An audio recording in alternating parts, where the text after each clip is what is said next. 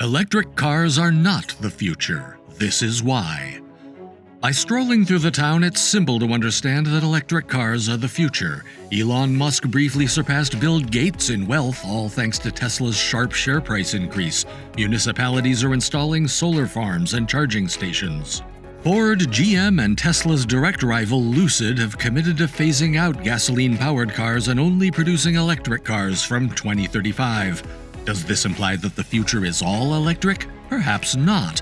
The main factors pushing this market trend are concern over carbon emissions and a desire to reduce them. But is this sufficient to make the switch? Electric cars are less beneficial than they seem at first appearance, and other ways exist to accomplish these goals. Welcome back to our channel, Future Fuse, to discover 5 critical reasons EVs may not be the future of conveyance. And if you find the video informative, don't forget to like, share, and subscribe to the channel. Also, click that bell button to never miss out on a video from Future Fuse. Number 5 is the lower range of EVs. Electric cars can be employed in a variety of settings and circumstances. You will only get caught in the middle of your daily journey if you are cautious when charging. While it's true that many people struggle to monitor their gas gauge, the implications of running out of gas aren't nearly as dire as those of a dead battery. You can always drive to the closest gas station, fill a can with fuel, and then have enough energy to get to your car and continue traveling. On the other hand, a Tesla with a dead battery is problematic. A tow truck must relocate to the closest station or find an electrical generator to charge it. Of course, Tesla will try to notify the driver when a recharge is necessary. While slowing down to save more power, it will also indicate nearby charging stations that are still accessible. Some Tesla models have a 400-mile range, and electric rival Lucid says it can travel more than 500 miles. That's ideal for everyday use as long as you don't frequently take big excursions. But there are better choices for long road trips. Although only some have to go non-stop from New York to Florida, those who do would much rather spend 5 minutes filling a tank than wait for their battery to charge for hours. On number 4, we have a weight disadvantage. You must carry that extra weight around when you fill up your petrol tank. The car gets lighter as you drive and is at its weakest before you run out of gas. You constantly have to lug the weight of the batteries around in an electric vehicle. It's still as weighty after being unplugged from the wall, even when you have nearly no charge remaining. Therefore, if you buy a car with a larger battery for a longer range, you will pay the price for inefficiency because you will carry that extra weight 95% of the time as a backup plan to protect you in 5% of the cases. The all-electric version of Ford's most well-known truck, the F-150 Lightning, is more potent and quicker than the previous gas-powered models and was created to entice truck drivers to go carbon-free. However, the truck weighs 6,500 pounds, 35% more than the F-150 with a gas engine. The huge battery within is primarily to blame for this. Batteries lack the energy density of fuel, and as cars gain weight, they become riskier. Vehicles have been increasingly heavier even without batteries. Pickups are now 32% heavier than they once were. Someone in the lighter car is more likely to perish in an accident with a bigger vehicle. In addition to having a greater overall environmental impact, heavier vehicles emit more pollutants from microscopic particles that come off the tires and take more resources and energy to generate. Number 3 is the revenue loss. Let's do some calculations to see how the money is distributed. An automobile that you purchase is taxed like a good sin. This may be close to 50% on a large SUV. When you buy an electric vehicle, you pay less GST and, in many areas, little to no tax. You go to gas stations and purchase gasoline or diesel, which have a surcharge of approximately 250% depending on the cost of crude oil and the US dollar value. Your electric car will largely be charged at home. Owners of electric vehicles use subsidized electricity and do not pay their fair amount of taxes, which they would have paid with fuel.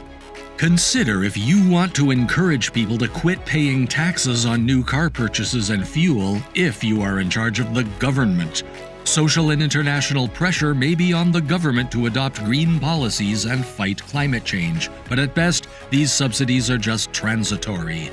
The government will eventually find a method to pursue you and force you to make good on all you owed. According to the makers, selling a car is only half the story. There is virtually little profit to be gained in terms of return on investment after accounting for R&D, shipping, advertising, salaries, loans to keep in inventory, the lease on the dealership property, and many other expenses. The contrast between that and a service center is astronomical. The dealer doesn't have to pay for a fancy location for a service center, inventory costs are reduced, and it provides regular income with a much greater ROI than operating a sales outlet. As there are fewer moving parts in an electric car, it hardly requires regular maintenance. The dealers will find it very challenging to exist as a result. The fuel cell vehicle is complicated enough that owners will fervently adhere to the maintenance plan, just like gasoline or diesel vehicles. On number 2, we have earth mining and toxic wastes. The battery pack is an electric car's most expensive component, as you know. Rare earth materials must be mined to make batteries. Research and exploration of rare earth minerals are suddenly in high demand due to the unexpected increase in demand for electric cars. According to reports, Africa has the largest supply of rare earth minerals, but its nations could be more wealthy. Great demand may indirectly result in unethical mining methods, forced employment, and underage labor. If future news stories confirm these conjectures, it might reduce the need for EVs as consumers look for ways to maintain their moral integrity. An outdated battery pack from a car could serve as your home's backup power supply, but at some point, investing so much time and effort in developing a battery pack that can only store a small amount of it will become impractical. We'll have to get rid of it eventually. At that point, we might have to rush to devise a plan to protect the planet from the object meant to do so. Over time, they are cleaner than fossil fuel-powered cars. Your car may not produce any pollutants, but that doesn't mean it hasn't impacted the environment. 5 to 10% of a vehicle's lifetime CO2 emissions are attributable to CO2 emissions from automotive manufacturing. And now we have the real issue with electric cars. Electric vehicles rank first on the list of things that damage the environment due to their batteries. Number 5 is the charging time. Most people anticipate their cars to charge for 31 minutes on average. Even the most well-liked EV cars are much below this mark. For instance, the Nissan Leaf will charge roughly 42% of its capacity in perfect conditions, and within 31 minutes, the Chevy Volt will charge 64%, and the Tesla Model 3 will charge 83% of its power. Charging times will dramatically lengthen, and the range will decrease during the winter. The Tesla Model 3 can travel 160 kilometers, 100 miles, on a single charge and is fully charged in 17 minutes, 14 minutes on a 250 kilowatt supercharger.